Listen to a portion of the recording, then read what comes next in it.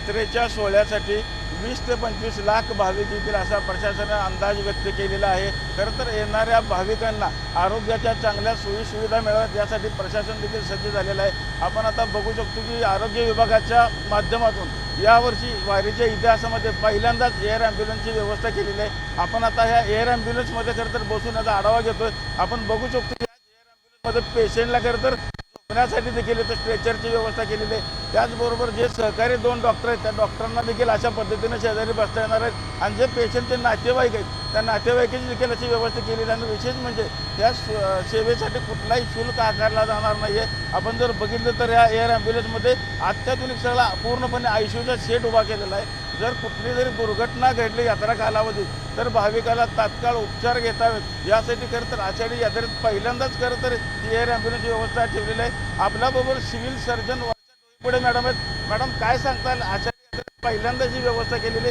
कशा पद्धतीने ही व्यवस्था असणार आहे? या एअर ॲम्ब्युलन्समध्ये एक स्ट्रेचर आहे ज्याच्यावरती पेशंट झोपू शकतो। त्याच्यानंतर हा ICU सेटअप टाईप आहे याच्यामध्ये सगळं। त्याच्यामध्ये पेशंटला सलाईन लावण्याची सोय आहे।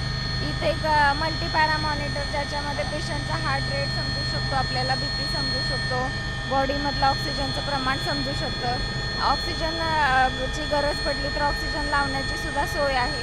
काही इमर्जन्सी झाली तर इमर्जन्सी ड्रगची गरज पडली तर ते सुद्धा इथं उपलब्ध असते। इथे एक इंटेन्सिव्हिस्ट डॉक्टर असतात, त्याच्यानंतर एक पेशंटचा नातेवाईक बसू शकतो, एक अटेंडंट बसू शकतो।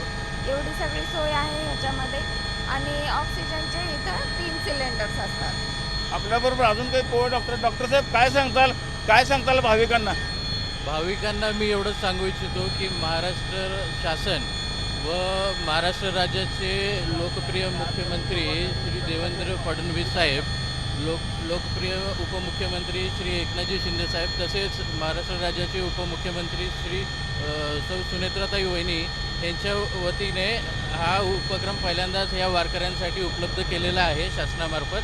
आणि आमचं आरोग्य विभागामार्फत व आरोग्यमंत्री श्री प्रकाश आंबेडकर साहेब यांच्या वतीने विठ्ठलाला आम्ही साकडं घालू इच्छितो की ही सेवा पहिल्यांदा जरी सुरू झालेली असली भाविकांकरता तरीही ह्या सेवेचा लाभ किंवा ह्या सेवेची उपभोग ह्या कुठल्याही वारकऱ्याला ह्याची ही वेळ येऊ नये।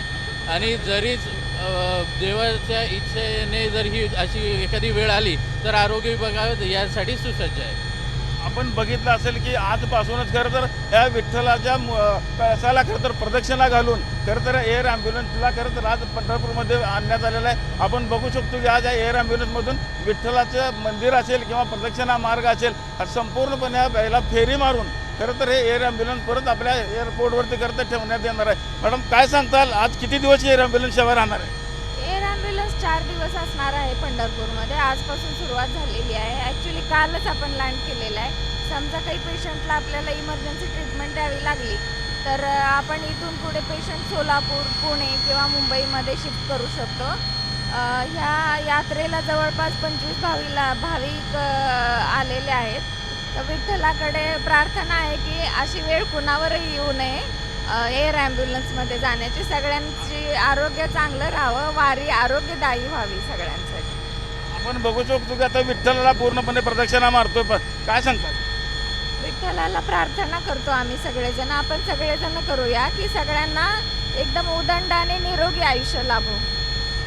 आपण बघितलं असेल की या एअर ॲम्ब्युलन्सनं पहिल्यांदा जर विठ्ठलाच्या कळसाला खरं तर प्रदक्षिणा मारलेली आणि खरं तर डॉक्टर लोकांनी देखील विठ्ठलाला साकडं घातलेलं की बाबा जरी सेवा दिली असली भाविकांना तरी ह्याचा लाभ कुठल्याही भाविकांना मिळू नये किंवा येऊ नये अशी कुठलीही परिस्थिती खरं तर यात्रेवरती यायला नाही पाहिजे अशा पद्धतीने साकडं खरं तर विठ्ठलाला घातलेलं आहे। एअर ॲम्ब्युलन्समधून कॅमेरामॅन विनोद सर, रवी लवेकर, TV9 मराठी।